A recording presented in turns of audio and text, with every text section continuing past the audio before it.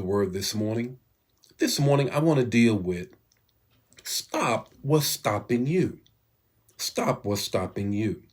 It's the text, the talk, and the takeaway. Here's the text. The text is Mark 4:35. Mark 4:35. Get what's going on in the text.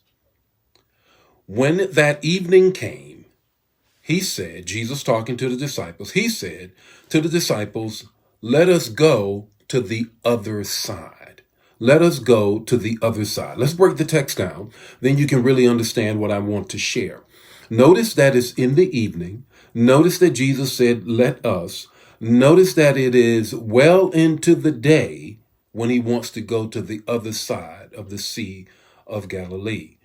That's when he wants to go.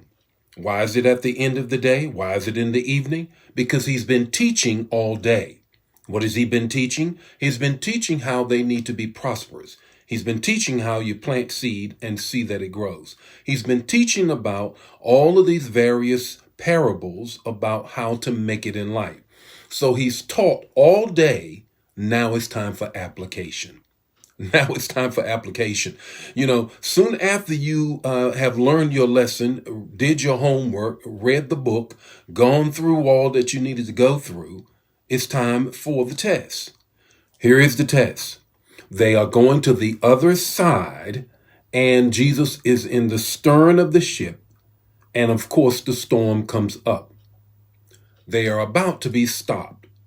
And what I find here is three things that I see so often when we're trying to get to the other side of all situation after hearing what God has told us. You ever heard a word? You ever got a word from somebody? You ever known deep inside of you, this is where God is trying to take me, but something comes up to stop you? Three things you have to overcome. The first is the fear of failure. Write it down. Put it in the chat area. The fear of failure. So many times what happens is after you get a word, after you get clarity of what God is trying to do in your life and take you, when you get out there, failure is right up on you, as it was with the storm, and the water is lapping over into the boat, and they are like, we are not going to make it to the other side. Now, I want you to understand something. They're on the Sea of Galilee. They're on the lake. They're on Gennesaret, same place. Notice this, that this is not an uncommon occurrence because of the juxtaposition of the depth of the lake and the mountains around it. The air will come over it, create a storm, and then dip down on it and cause all kinds of havoc. It's not uncommon that these things were to happen. It's not going to be uncommon when you're trying to get to where you're trying to get to. And the fear of failure, I might not make it. Got to overcome that. He's not giving you a spirit of fear, but of love and the power of a sound mind. Second thing is this: faults of your past. Faults of your past. Remember, we got fishermen on a boat, on a lake that they're familiar with, and they are very much aware of how there can be all kinds of storms on this lake. In the back of their heads, you got to know, they're like, man, people have not made it over this. People haven't done too well trying to cross this lake at night. They have a faults of the past. They keep thinking about the past. You can never go forward, always looking backwards. That's why the windshield is bigger than a rearview mirror. Clearly, you got two rearview mirrors, but you better keep your eyes on the windshield because God is taking you somewhere. He's taking you from where you were. He's taking you from where you were. And you're always going to have faults of your past in the back of your head. The third thing is this: future possibilities. Look at the future possibilities. You have to have a drive to understand that your future is greater than your past, but it is not known. That's the key.